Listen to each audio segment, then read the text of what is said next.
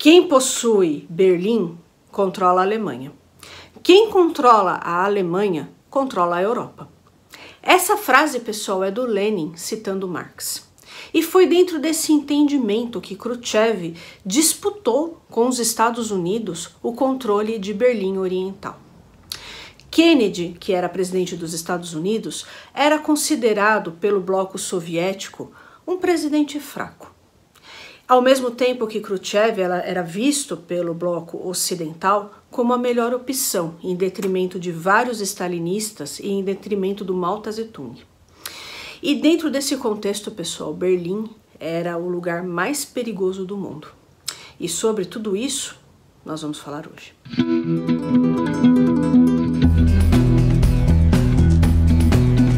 Olá pessoal, eu me chamo Juliane, você está no canal Vai Veja, eu falo de história e literatura. Se você gosta desses dois temas, se inscreva nesse canal, veja as nossas playlists, veja a playlist História, tá certo?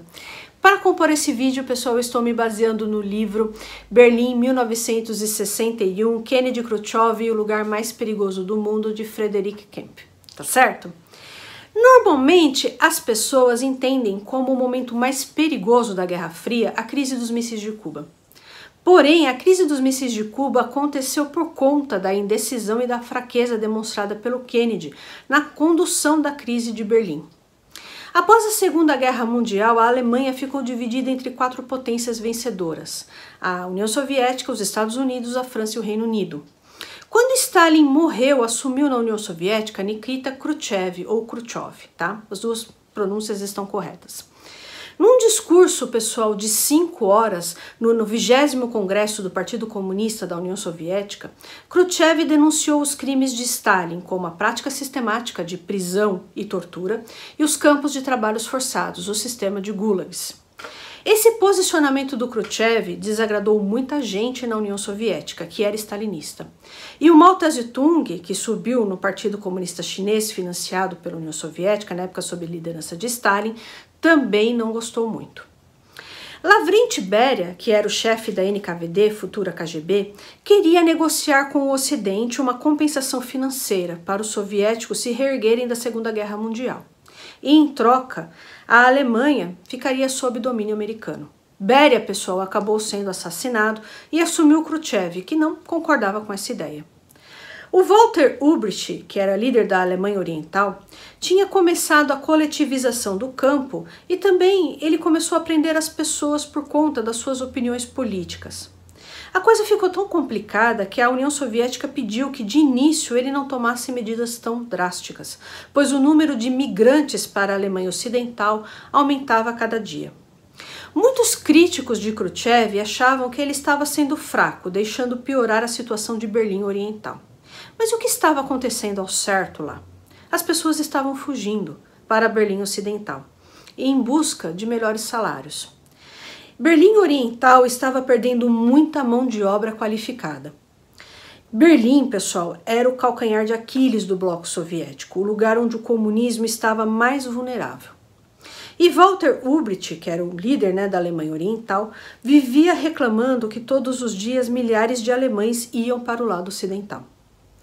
Ulbricht criticava bastante a União Soviética, que havia se apoderado das fábricas alemãs, enquanto os americanos tinham incentivado a economia da Alemanha Ocidental com o Plano Marshall.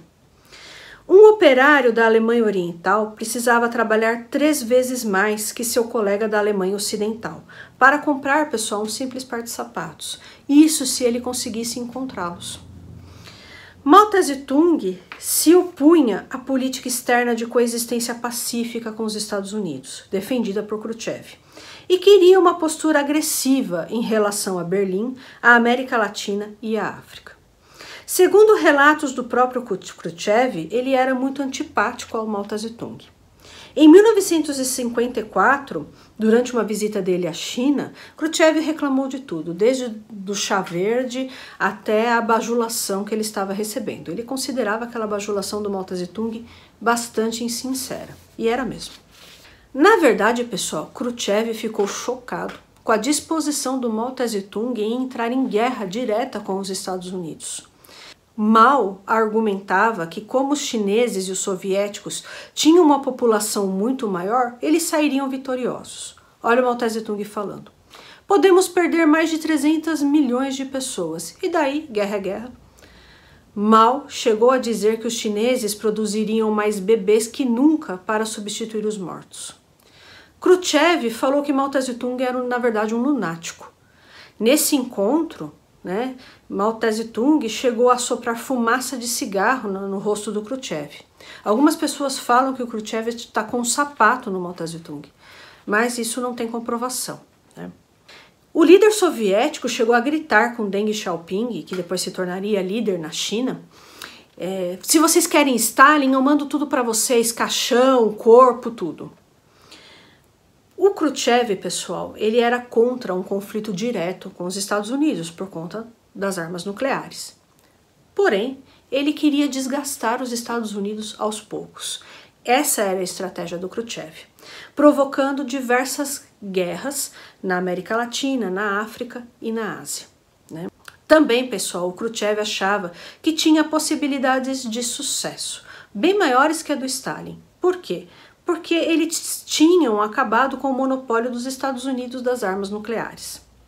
E de acordo com um projeto chamado Operação Átomo, Khrushchev queria colocar armas nucleares no território da Alemanha Oriental. Khrushchev adorou quando Kennedy foi eleito. Ele era a melhor opção para os soviéticos negociarem, pois era considerado por muita gente inexperiente e fraco. Para o projeto de Khrushchev na Alemanha dar certo, Kennedy tinha que ser o presidente e não o Nixon. O Nixon era extremamente anticomunista e antissoviético.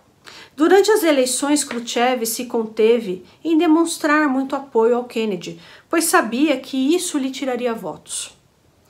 Quando Eisenhower foi mostrar todos os procedimentos no caso dos Estados Unidos sofrerem um ataque nuclear, Kennedy perguntou se tudo aquilo era mesmo necessário. Eisenhower, que não tinha nenhuma simpatia pelos soviéticos, respondeu: "Você não viu o que os soviéticos fizeram em Berlim? Você acha que eles não são capazes de qualquer coisa?" Aqui, pessoal, ele está se referindo à Segunda Guerra Mundial, tá? Não ao Muro de Berlim. Quando Kennedy perdeu Cuba, após um malogro da Baía dos Porcos, Khrushchev mal acreditava em sua boa sorte e nem mesmo em seus sonhos imaginou tanta incompetência. Khrushchev e a União Soviética se tornaram ainda mais populares, com Yuri Gagarin no espaço e o revés da Baía dos Porcos. O interessante é que em muitos momentos Kennedy e Khrushchev se comunicavam através do irmão do Kennedy, o Bob Kennedy, e um espião soviético que tinha acesso direto ao Khrushchev. Muitas informações foram trocadas entre eles, muitas impressões também, estratégias, Em relação ao Muro de Berlim, pessoal, não havia qualquer pista que ele seria construído. Nem a CIA, nem o MI6 sabiam de alguma coisa. A previsão de Lenin foi lembrada. Os capitalistas nos venderão a corda com a qual os enforcaremos. Nesse caso, pessoal, os capitalistas venderam com grandes descontos o arame farpado com o qual os socialistas prenderiam seu próprio povo para que eles não fugissem. E aí, pessoal, em 1961, berlinenses ocidentais jogavam pedras nos policiais da Alemanha Oriental e os chamavam de nazistas, quando eles viram o Muro de Berlim sendo construído.